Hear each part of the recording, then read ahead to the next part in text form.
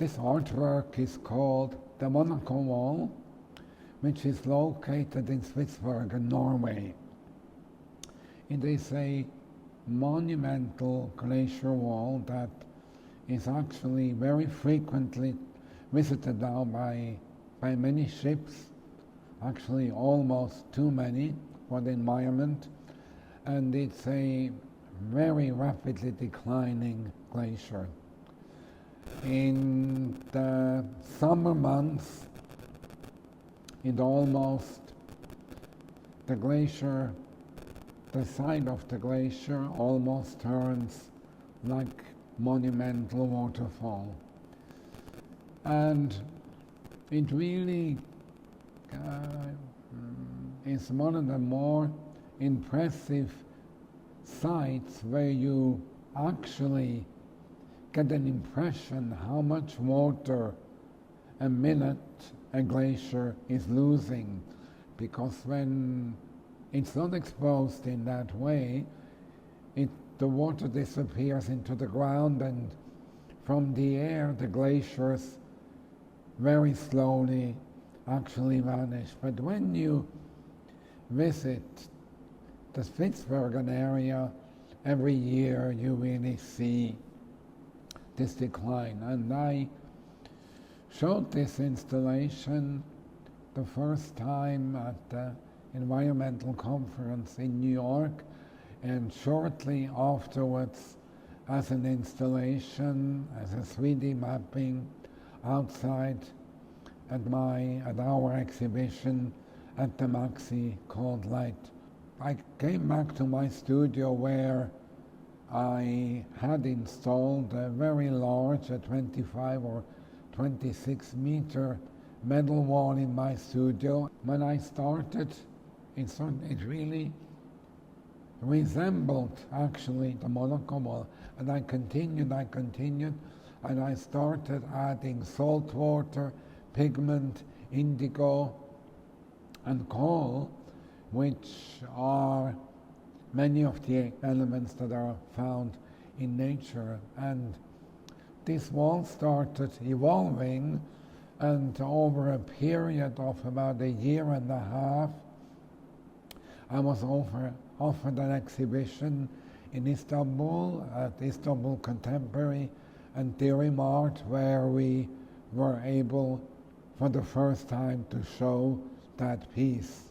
The films of the Monaco Wall actually dripping and the water crashing down, the work of art is really a direct extension of the Monaco Wall in Spitsbergen.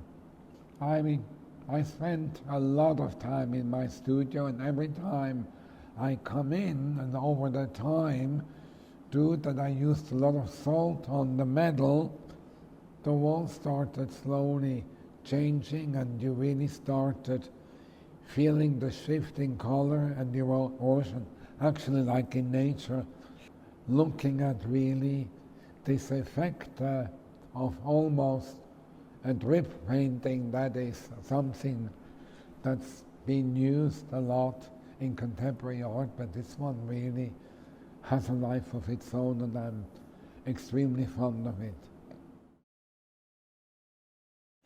I think the Monaco Wall has become almost a symbol. It's a point of, I don't like the word pilgrimage, but this is really become a site that's very frequently visited. And when people go there, they basically are in a boat.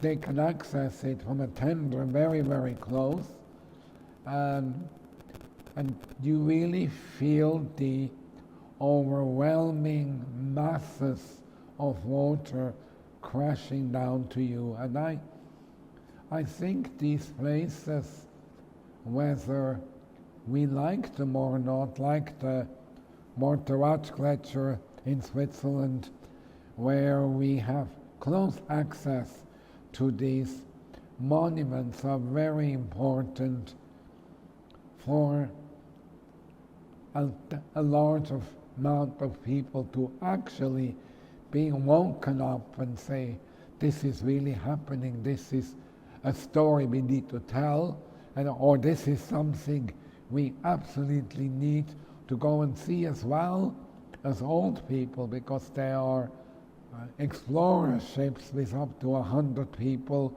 that can visit that site, and it really is something to bring back. And even with social media, the people can post these pictures and talk about them, and I think this is really one of the incredible reminders, like in Antarctica, the walls where the penguins slide down and they used to fly into the water, and now they basically, the slides almost end up in the water, so the penguins don't fly down anymore.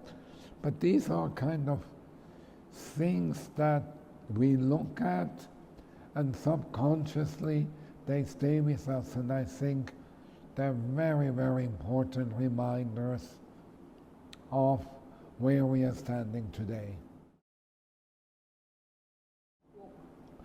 Again, the untreated metal is a live material, so with humidity, even little humidity in a room or in a space, and heat, the metal, unless I put very heavy varnishes over, which I always try to avoid, the metal is a very wonderful material to work on with this particular piece, because metal works by itself. It has a natural erosive characteristic.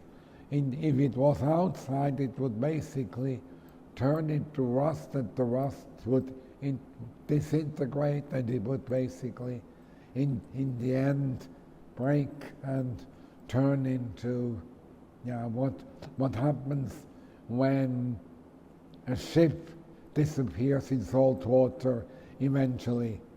And I think that process by itself is already very interesting, and I really will continue working on metal, because it's a medium combined with my other mediums that works really well. I think the change of environment I have noticed by climbing over so many years since I'm very young and revisiting glaciers, whether it's the Aletsch glaciers that I skied on. I used to do a lot of extreme skiing, and the Aletsch area, you go all the way to the south of Switzerland, you could really see decade by decade how that glacier vanished. And then the Morteratsch and the Aletsch glaciers, when you visit them from the side, you really see standing there how big parts of the glacier disappeared and turned into rubble, basically. And these black masses also, by the carbon output from the sun from the airplanes, that turned the glaciers into black masses. So it's a really shocking phenomenon that we are witnessing. The artwork by itself is, the artworks by themselves are very beautiful, and I don't remember that quote who wrote it, but it's something that comes back over and over. There is great beauty in tragedy. When something like this happens aesthetically, it's very captivating. It's something that we are attracted, and also the colors and the environment that we are witnessing, often that is atmospheric, with the light the clouds, the rain, ice, snow is something very beautiful and always changing. So it's something that is to be revisited and to be worked on. It's basically the rhythm of nature that is extremely beautiful. Well, they are works. I mean, I mentioned Monet. Very definitely, Monet has this kind of delicate piece of interaction with nature that when you go in the orangery, you sit in front of this wall, you really feel the change of nature. Then we could go more extreme to Pollock, that also originates at the very early Pollock painting, his trees, the willow trees that he used to paint. And we can even go to Mark Roscoe and William Turner, Constable, even more back, that started experimenting with shifts of light, nature and water and clouds. So definitely, and you go to the Japanese wall paintings that are really, really impressive when you stand in the museums, these screens that so art by itself over the centuries is something that is definitely, we can even go back to the very early cave paintings where we had the first interaction with drips in Canyon de Chelly and Mesa Verde in the area where the American Indians worked in the caves, where you had these drips by water. So I think everything is extremely closely connected. When you go now to the last monumental exhibitions from Anselm Kiefer, I mean, he's really living in it.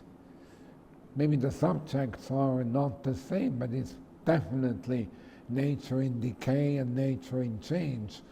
His colors are extremely dark, but I am really still an optimistic about the world.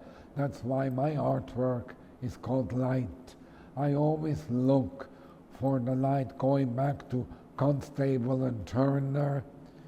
I really love, and Jos de Montfort, Bruegel, there is always this light coming through the darkness that I'm very much looking for.